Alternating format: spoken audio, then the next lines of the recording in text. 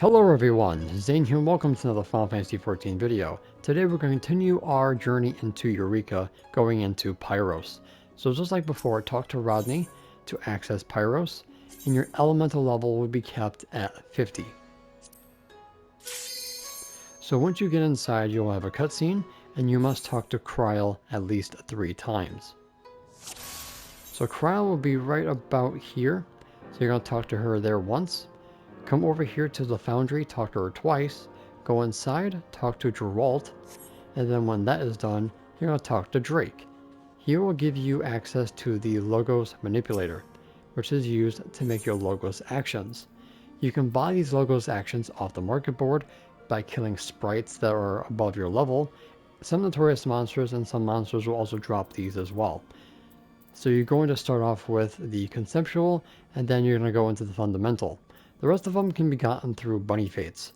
Gold, silver, and bronze chests will drop certain logograms, and they can be quite expensive. So you're going to have to talk to Drake first, and then go to appraise logograms, and then the ones that are used in the manipulator will appear here. So you have 10, 20, 30, 50, and 56 threshold, which you ultimately need this for the elemental armor. So once you use the Logos actions of the manipulator, they will appear here. And that's basically what you're going to do when you first get into Pyros. So once you have enough conceptual or fundamental logograms, talk to Drake and have them appraised. They will have a certain pool of actions that you guys can learn. Only certain jobs can use these actions, so look at the action itself and that will tell you which jobs can use them. Most of these are basically role quest actions that you can use inside of Eureka. And of course the wisdom will give you different buffs to your stats to make yourself a little bit more durable and survivable when you're doing Eureka content in Pyros and Hydatos. Now, in order to use your logograms, go into the menu here, and if you're on a controller, just hit the pad and then triangle. Now, if you only have one slot, whatever you use next will replace the one you just put. So make sure that you plan accordingly. Now, I believe it's the second quest that you actually will get both slot 1 and slot 2. So you have Umbral, then you have Astral. So you just do the square button to pop up the menu to choose which one you want to put. And the more you put in, the success rate decreases. So make sure you plan accordingly. And then you can also remove them if you like. So when you get 2, you can have 1 wisdom and then 1 action. So let's make Plate Bearer. And then protecting the other one, extract, and now you have dual. So now you can go ahead and go in there and pop both. Now it pops up just like that. So if you have another action and a wisdom, you can replace these. And now I'm basically indestructible. So it's very important that you guys plan ahead on what you want to use and go ahead and use it just like that. They will eventually be able to get more than just those 3 slots to hold more actions. And if you leave and come back, the actions that were stored there will stay there, but the ones that are already activated will, of course, I believe, disappear. Okay, and when you do activate them and put them here, they automatically will be displayed under review. So you don't really have to actually use them, just create the memes and then they will pop up here. Now let's talk about combination of logograms to make a new action. Some of these cannot be gotten through the regular logograms, so you must combine others. So let's put death into the logogram creator here. So in order to create death, you can use a raise and a dispel, a raise tranquil, a wisdom of the Aether Weaver, paralysis and raise, or 3 dispels. So we're going to do raise and tranquil. And this one will automatically create death, since death cannot be created any other way. So that is what you do to combine actions to make a more unique action. So there's a couple of these combinations, but if you go into the eureka.com, it will give you the combination of every single action that you can possibly make with your meme creator. So I do want to bring to your attention, there is a expedition bird watcher here in Pyros. So if Penny, the big bad of the zone, does not spawn, you easily can use 50 Pyros crystals to get one flame. So you need 150 to get all three to get your relic weapon done for Pyros. A little bit faster than obviously waiting for her to pop. So if you guys want to get that done, you can do it here. So when you're leveling up in Pyros, you want to obviously do your challenge log. Now, if you have the plate bearer up, you basically can just stand in AoEs of your enemies. So we're going to be using these goblins here as an example. Make sure that you have offensive. And because I'm already capped out on my level, these guys are going to melt. But if you have a white mage, you're going to assize to basically grab the enemies. And then basically you're just going to holy spam until they become resistant. So if they are 2 levels above your own, you get a chain bonus to give you more experience. If they're below you, you don't get the chain bonus. But ultimately, you're going to find a group of enemies based on the elemental that you need for your challenge log, and then burst them all down. As long as you have the plate bearer up, you should not die. Okay? And also make sure when it's nighttime, look for the ashkin. Immediately get them done because it's harder to get them done as you level up. So anything that comes out at night, such as the Pyros wolves, are considered ashkin. So make sure you get that done immediately. And the problem with Pyros is most of the Notorious monsters are really hard to pop because their enemies are so high level, and most of them are weather and time based. So you might have a hard time leveling up outside of the challenge log until you are able to sustain yourself. But as long as you have the plate bearer up, and of course cure or protect, you should be good for most of the mobs. So the first quest at level 35 when you enter is to find the first confluence, which is going to be here at X27, Y27.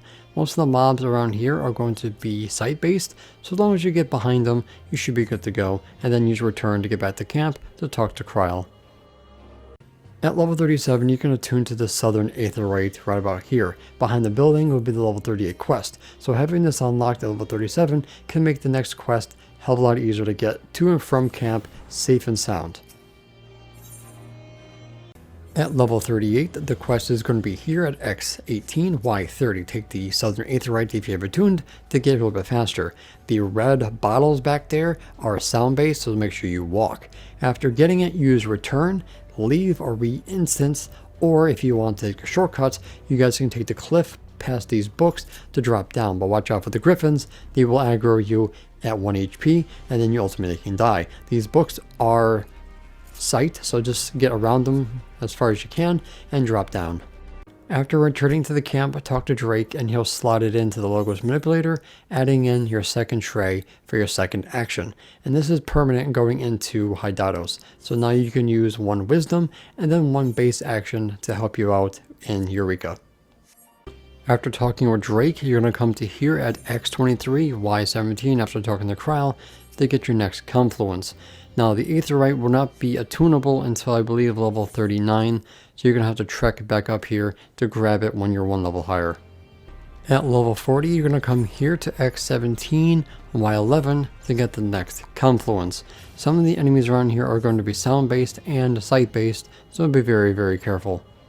So we're skipping level 45 since it's not about cutscenes, so level 50 you go into the top right area, which is going to be X34, Y7. Most of these enemies are sound and sight based, but you cannot run them. The aether right at the far left of the area is going to be level 45, so make sure you tune to that. After getting this confluence, head back to camp, and then we're heading south for the final mission. Last but not least, at X14.5, Y37.6, here in the cavern of the second cant, you'll find the last destination before Pyros is done. The shucks here are pretty powerful, so as long as you have plate bearer, you should be able to get around them pretty easily since they're sight-based. If you die here, good luck. Most people will not come to find you and save you from de-leveling, so yeah, return or re-instance. So the final thing is talk to Kryl one last time, and now we're going to go over how to spawn all the Notorious monsters. Outside the challenge log, Notorious monster farming is the best way to level up, as long as you have the Potion of Harmony, and of course this gear to help you out. If you find the fairy, use them to your advantage to get more experience. Other than that, good luck. The very first one is going to be Lucosia, if that's how you pronounce it. Now her spawn is going to be towards nighttime. That's when the level 40 boots are going to spawn the ashkin. So if you kill enough of them, this one will spawn, and this is probably the easiest one to do at level 35. At level 36 we have Pyros, not the one from Silent Hill. Now this one spawns during the thunder weather for lightning sprites. So the area that we're fighting it in, that's where the sprites will spawn. So kill enough of them during this weather will hopefully spawn Pyros. At level 37 we have the Sophist. This one is a wind monster, so he has a higher chance of evading your attacks. To spawn him, just kill the appendas of the self-same creature in the self-same area to spawn it, easy peasy. At level 38 we have, of course, Calcabrina and her twin sisters. So basically killing the Vikings mammoths in this area next to the southern aetheryte will hopefully spawn this puppet. So just basically dodge AoEs and of course run away if you get tagged, otherwise you guys can just heal through the damage. At level 39 you have the boss from Gubal hard mode. In order to spawn it must be wind weather, and these books are its trigger. You actually can prep this before the weather actually changes. Other than that, it is a wind attribute, so expect to miss a couple times.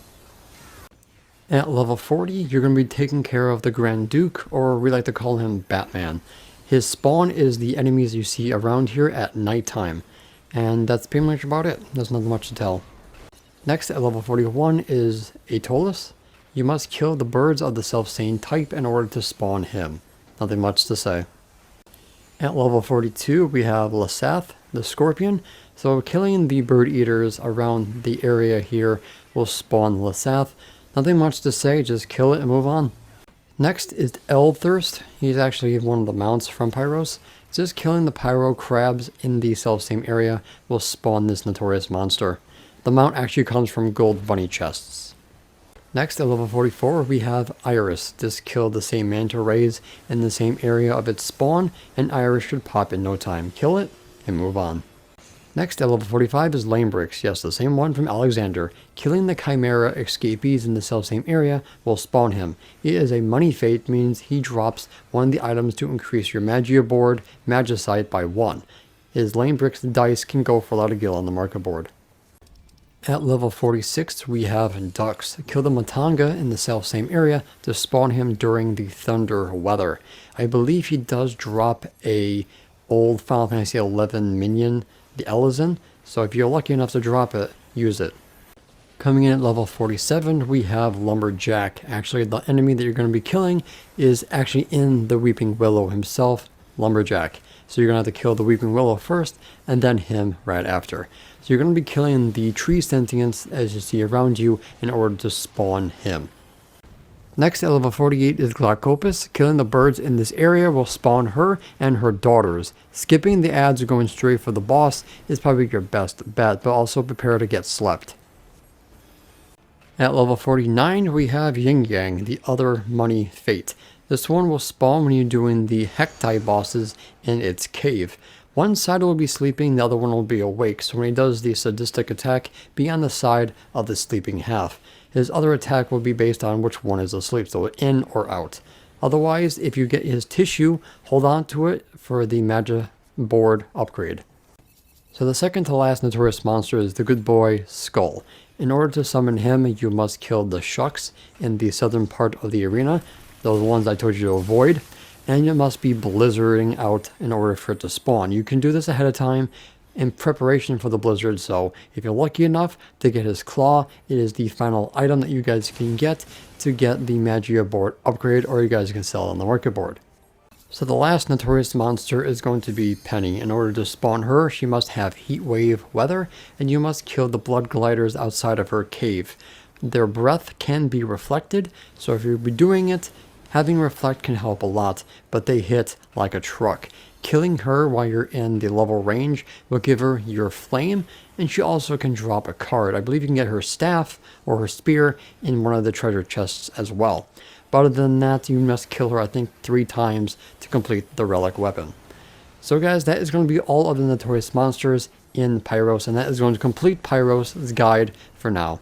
So next, we're going to be heading into Hydaros in the next installment. And that's it for today's video. Thank you guys so much for watching. Don't forget to leave a like, comment, and subscribe to my channel if you're new for more Final Fantasy XIV content and help with the YouTube algorithm. If you guys want to support my channel even further, consider becoming a YouTube member, Patreon supporter, or help me on Ko-Fi. The links for those will be in the description down below, as well as my Discord. And an extra special shout out to the members on screen. So until next time, may you forever walk in the glorious light of Lord Bahamut, and always remember to keep forging ahead.